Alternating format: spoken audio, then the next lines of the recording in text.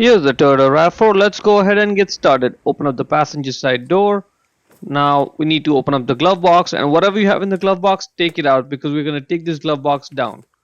Now on the side over there is a dampener arm. Just grab the arm and pull it off, and now let's just push it in to get it out of the way. Now the glove box is still being held in place by two stoppers, one on each side. We need to squeeze it in to get the stoppers out of place to get the glove box down. And it's easier if you do it at the same time with your hands. Good. Once it's down, those are the two stoppers that I was talking about. Now that's the cover. Just grab the clip there, twist it, off it comes, and now at an angle, this cover is just gonna come off. Grab the filter and pull it out. It slides right out.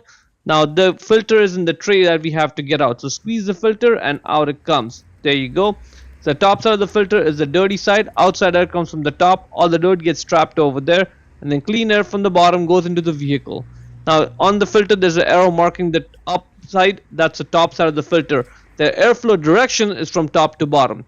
Check the link in the description to buy the new one from Amazon for yourself. And now let's put this back into the tray and make sure that the airflow direction is from top to bottom when you put the filter back in the tray. Now let's slide it in all the way, and now let's put the cover on. And when you do so, look at those two little tabs. They go in the slots over there, right there.